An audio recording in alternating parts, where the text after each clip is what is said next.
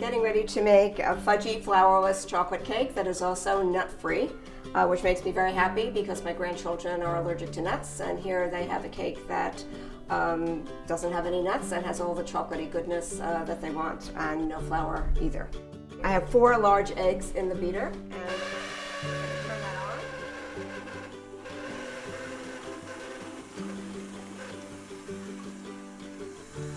As it's beating, I'm going to add the sugar, and it's going to be loud and beating, so I'm going to add the sugar slowly.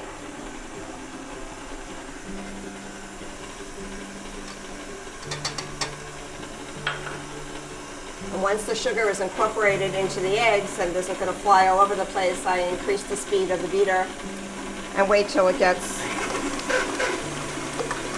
very well incorporated all together.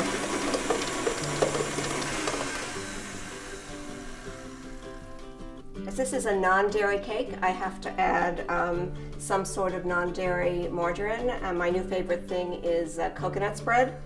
These are 10-ounce containers, so I've taken off 2 ounces of it, and I'm going to add the rest of this container to the beater.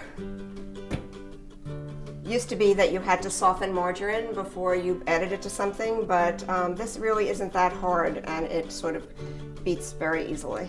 So here we go, we're going to put it all in if we take it out in chunks. Despite the fact it says coconut spread, it's not a very strong coconut taste, particularly when you add the chocolate. You don't really taste the coconut, and it's just a very pleasant, actually like it better than the soy spreads. Okay. Lock that in, beat that up.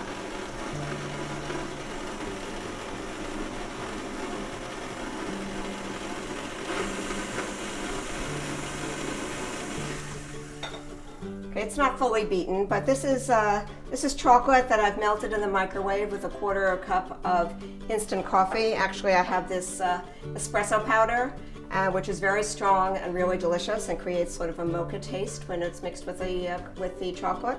So I have melted the chocolate with a 1/4 cup of the coffee in the microwave, stirring it up, and now I'm adding the other 1/4 cup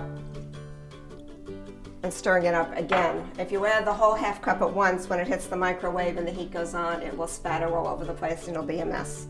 So that is the very scientific reason for adding it 1/4 cup at a time. As the beater is going, again, I'm going to add the chocolate to this mixture.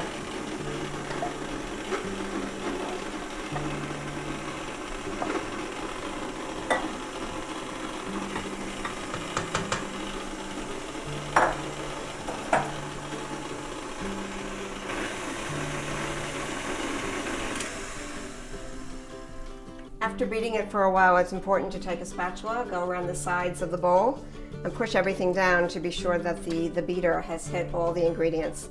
Go down to the very bottom because something always sticks in that center place, and you want everything mixed up. Okay, that should be enough. This is an 8-inch springform pan. It's got a lock on the side so that when it's finished cooking and it's cooled a bit, you can just unlock it and the whole bottom of the pan comes up through and you can let it cool by itself. Otherwise it's really hard. It's a very moist, dense cake, and it's hard to get off the pan otherwise. Oops, I'm gonna unlock it. Scrape off the spatula so you get all the chocolate. And then I'm going to pour this into the pan.